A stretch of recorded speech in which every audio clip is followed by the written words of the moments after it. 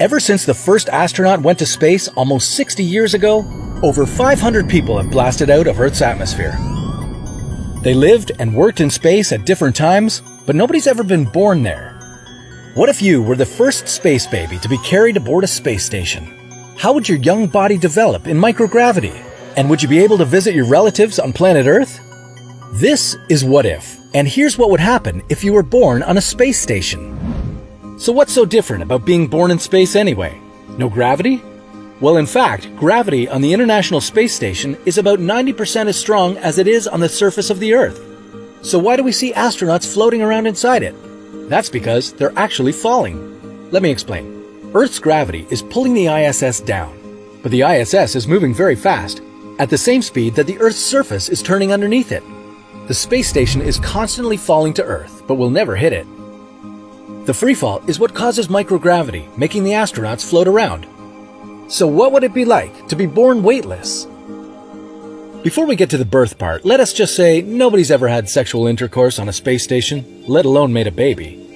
It wouldn't be any kind of out-of-this-world experience. Fluids work differently in microgravity. You may not have the blood flow to get you or your partner aroused. Sweat would build up around your body, making it wet and sticky all over. And that's if you could figure out how not to push your partner away upon contact.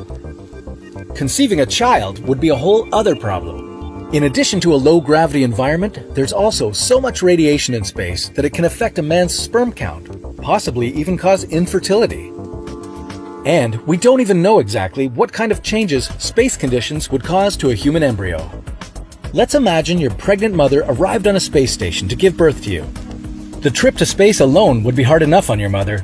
Pushing you out of her body without the help of gravity wouldn't be a piece of cake either. If you made it out of the womb, a low-gravity environment would affect your body systems as you grew up, including your muscular development and eyesight. When grown-up astronauts work aboard the space station, their bone density depletes at a rate of 1% per month. Because it takes no effort to float in space, they also tend to lose muscle strength. Now, since there's no way to force a baby to run on a treadmill to keep its muscles forming, as you grew on the space station, your skeleton might become deformed. Your heart would be weak, as it's never had to work against Earth's gravity. Then there's space radiation. It would increase the probability of cancer, dysfunction of the heart and central nervous system, and eyesight problems. If, after surviving all that, you made the trip to Earth, you wouldn't be able to walk or balance properly. You might also struggle trying to interact with people on Earth, since you grew up crammed into a very small space your whole life. Until somebody invents a gravity polarizer to generate artificial gravity fields on a space station, we probably shouldn't think about having babies in space. But once they do, how long do you think it would take for us to become a galactic civilization? That's a question for another What If.